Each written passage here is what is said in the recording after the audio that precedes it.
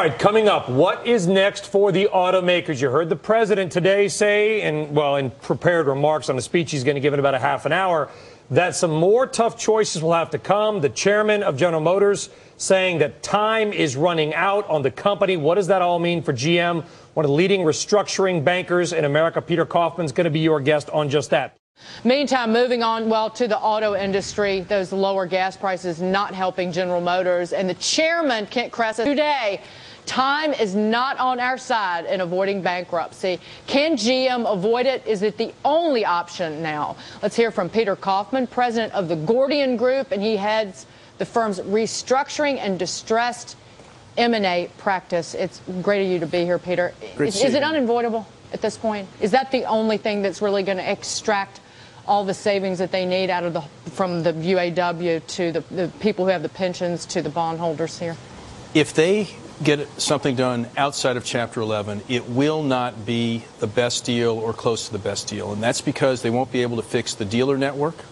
They'll have what's called free riding bonds, bondholders who don't elect to convert. If there's something done outside of Chapter 11, it will not be necessarily viable General Motors going forward. It may still be somewhat of a financial cripple. The battle, I think, coming up, and tell me if this is correct, is not between the government and GM. It is between the government and the bondholders. It seems that way. The bondholders are going to be holding many of the cards.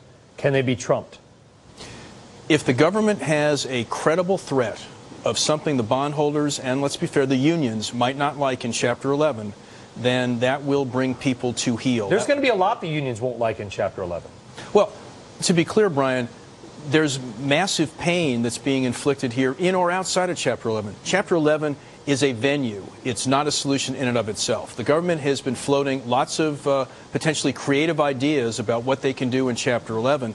All of this is a double-edged sword, in my view. On the one hand, I think people like me are applauding the government finally getting tough with General Motors, the bondholders, and the unions. On the other hand, the populist view out there is, why is the government getting tough with General Motors? I don't see them getting as tough with the financial sector. And there's something else. Well, why is that, though? Why is it? Why GM and not all these other firms? I don't set the policy around here. That's why we've talked about, I'm sure the unions feel politically betrayed.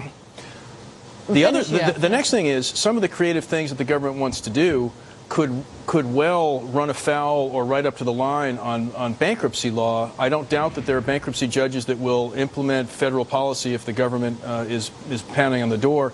That in turn can have a negative impact on how creditors, lenders view putting money into our system, because one of the reasons we do have the greatest system in the world for investment and lending is because we have rules that are followed. So I think that's something to keep in mind as some of these creative solutions in bankruptcy trot out. So I think that's an important thing to keep in mind.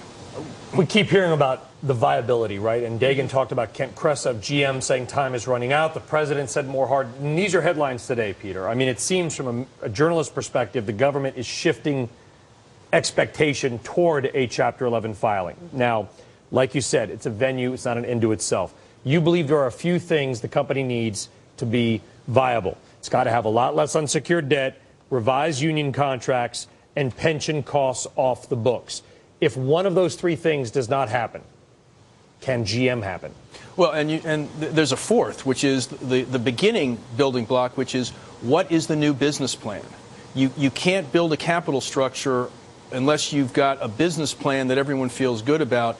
And underpinning the business plan, forget about the costs and the capital structure on the business plan. How many cars do you anticipate selling this year, next year, the year after?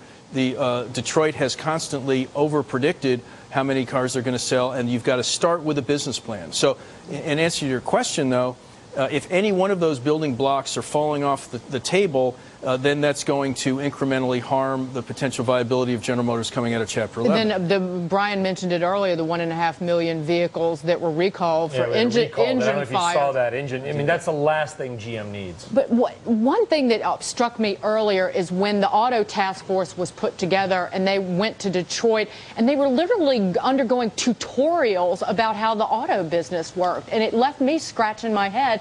So in terms of figuring out a business plan, why are these people in the government maybe the best people to make those decisions? And are they? Well, I personally don't like governments making business plan decisions or business decisions, but give these people a break. The task force has a very tough problem here. They not only have to fix the problem, but they have to have all these political issues that have to be kept in mind. The support of the unions for Obama and the Democrats for one. So if I was running the show, all I would care about is how to fix the problem. And the way you do that is you have a hammer and you get people to the table by saying, there's plan A and plan B. I think you should think about plan A because you won't like plan B very much. The task force has a burden on top of that, which is all of their policy issues, goals, and concerns. So it's difficult for them. How much money is this going to cost us, the American taxpayer? We've got, what, more than $13 billion in a GM. At the end of the day, what does it cost us? Oh, I think it's 50, 60, 80, $100 billion. I mean, we're going to have to take on the pension liability. Yeah.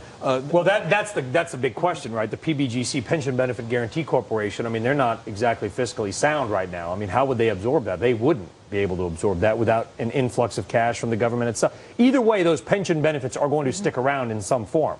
Well, maybe just not on GM's balance sheet. We seem to be in the business of printing a lot of money in this country. Yeah. What's a couple trillion more? Well, that's a couple $trillion bucks. Please say that with a smile.